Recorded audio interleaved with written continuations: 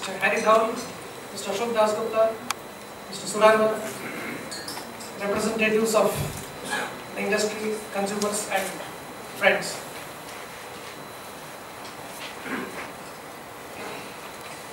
Whenever I attend meetings of IPPAI, I always get a feeling that the speaker who follows Mr. Dhaul has a very difficult situation to face, because after he covers the kind of ground he covers and in his masterly fashion, there is not much that the speaker or speakers immediately following him can add. Sir, I'm open to being regulated by you. This feeling I got in Goa on 2 occasions, and today I'm getting the same feeling. No, anyway, the regulator, or I as a regulator, when I come and agree to speak on an occasion like this, I have a lot of handicaps, apart from following Mr. Dhaul.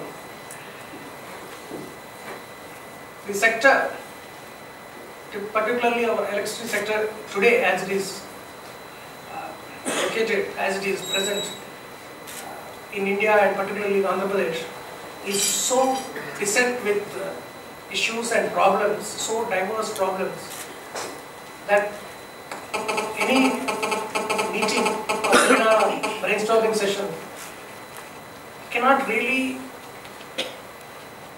aim to solve problems or issue solutions, suggest solutions. It's more an occasion for different people to articulate their respective problems, views and perspectives, and for everybody here to understand the perspective of the other stakeholders apart from themselves. So it's more a learning experience, an interactive thought sharing or problem sharing experience, rather than a problem solving experience. Seen from that perspective, I have an additional problem which none of you has. Every word I utter is either covered by an order which I have already passed, we have passed in the commission as a statutory order or a quasi-judicial order, which is sub judice either before the Honorable Appellate Tribunal or Honorable High Court or Honorable Supreme Court. So I can hardly say anything on those issues. Apart from it, even if it is not already covered, it is very much potentially coverable in either a present proceeding or a proceeding in the near future, at which the Commission is supposed to have an open mind. Otherwise, experts like Mr. Gopal Chaudhary will say, you have to recuse yourself. You have already made up your mind. So I cannot indicate anything. In fact, I cannot make up my mind on any issue. I have a totally open mind. I have never said that to you. No, not you, but your brothers will say. No, and it's the right thing to say. Justifiable. I have never said recuse. I only asked for opening the mind. Okay. Unfortunately, we are taking this philosophy of an open mind to such an extent that there is nothing in my mind. I am really open. I would only like to point out that we at the Regulatory Commission are fully aware and conscious of the various difficulties being faced by the different stakeholders here. Unfortunately, a solution to the problem cannot be a piecemeal solution. It has to be a very holistic solution, because whatever we do should be in the long-term interest of the system, the interests of the generators, the interests of the distribution companies, the interests of the consumers and the different sectors of consumers, all have to be addressed. This is indeed a formidable task. So I will not venture to offer solutions to any of the issues. All that I can tell you is that we have certainly, and the Commission and I as participating in this meeting today, have taken note of every single point raised by you. It is definitely being addressed to the best of our capacity, and we are aware of the problems, and whatever decisions we are taking or issuing those orders or dispensations, because we feel that is the best course of action in the existing circumstances, given the practical constraints. As Mr. Dhaul himself pointed out in his address, Andhra Pradesh has a gap compared to the installed capacity of today, as on today, of almost 50%. As against 15,000 and odd installed capacity, we are somewhere in the 7,000 range, as the statistics given by Mr. Dhaul himself, which is a very correct kind of a picture. If that is the kind of situation of shortage, that is as compared to the generating capacity, but even as compared to the consumption levels, the availability of power is so tight that it is a very, very tightrope walk that we are doing. And regulatory perspective, the role of the regulator, these are very, very difficult things, and what we are doing is a constant tightrope walk, trying to balance the interests of different stakeholders. There are more simplistic solutions, and we have to keep in mind that the practical, and I would say more, fundamentally it is the financial problem of different agencies that has to be kept in view. That is, ultimately it's not so much a technical problem or even a legal problem or even a practicality problem. It's ultimately financial. And as long as we don't look at it as a financial problem from the top to bottom, we will never be able to solve the various issues that have been raised here, which are agitating the minds of all of you and also the minds of everybody like us.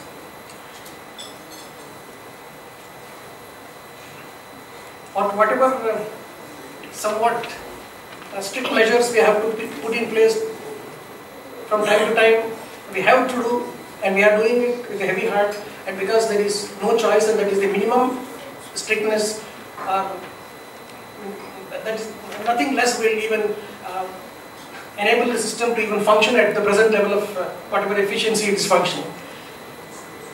It is very difficult, it's a very difficult position. All that we can do is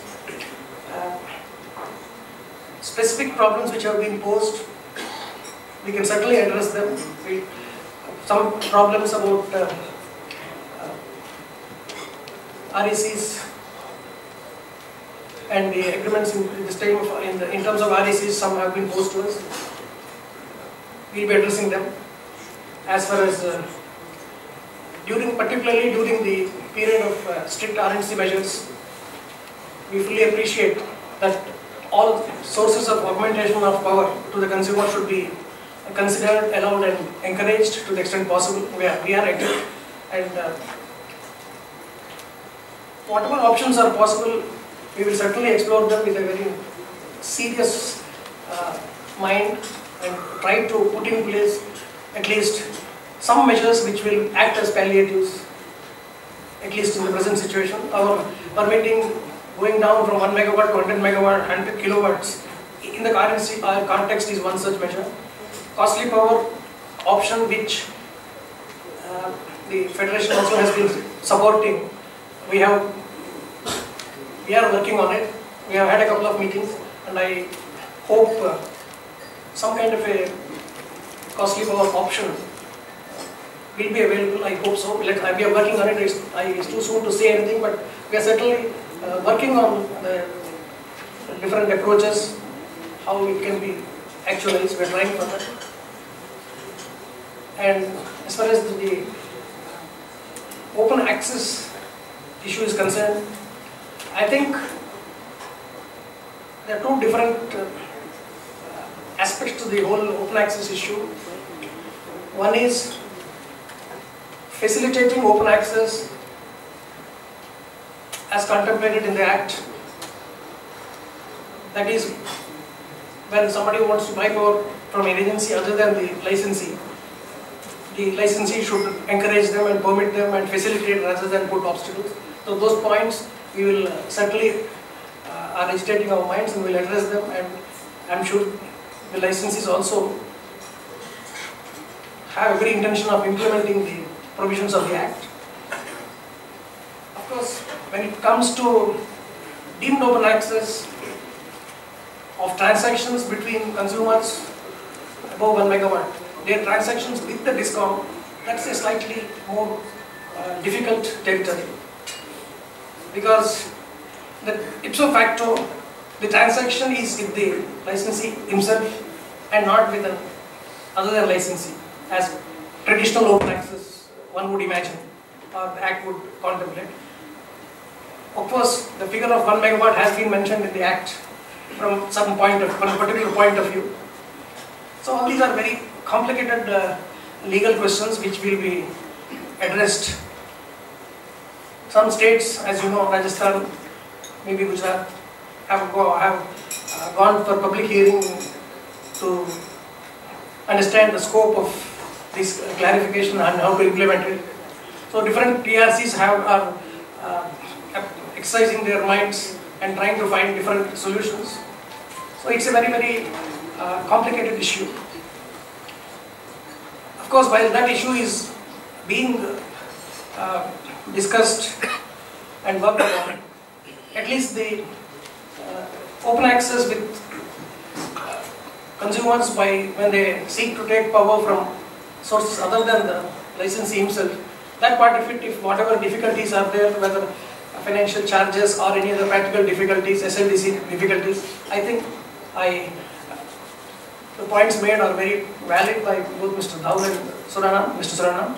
So those points of facilitating open access will have to be addressed. And certainly the provision of the Act should be implemented both in letter and spirit. I hope that the licensees in the country, particularly in our state, will address these practical problems in the process of facilitating open access, at least from the other than this deemed thing. Deemed thing is a little more complicated, it may take a little more time. Probably all the dimensions and practicalities have to be factored in, including, as Mr. Daul very effectively presented on this issue, including the financial implications from the licensee's point of view and practical considerations which are there, because from the point of view of ARR and cross-subsidy and all very, very questions with lot of implications, they have to be addressed. It's more complicated. But the normal open access from private other sources, I think whatever difficulties are there should be addressed, particularly in context occasions like shortage situations like this we are having, and our attempt to reduce it to 100 kilowatt limit is one such small attempt in that direction. With these few remarks, I would like to thank Mr. Daul, Mr. Dasgupta, IPAI and all the others connected with this seminar for inviting me for this function, for this seminar. It is a very, very good opportunity for the different stakeholders to understand and appreciate the points of view of the other stakeholders. At least it will provide an opportunity of looking at it from the other person's perspective also. So it's certainly a good opportunity for us also to understand the problems being faced and the depth of the problem and the intensity of the problem, which all of us agree is a very, very serious problem and has a lot of implications in the long run, both to the economy, to the industry, to the economy. And as Mr. Surana said, these are issues which have long-term implications on the economic development and growth of the economy itself, our competitiveness in other outside India markets, and consequential effects on the economy all these have to be kept in mind, and all of us will have to contribute in our own way to make the whole thing at least a doable proposition in these very, very difficult times. Thank you.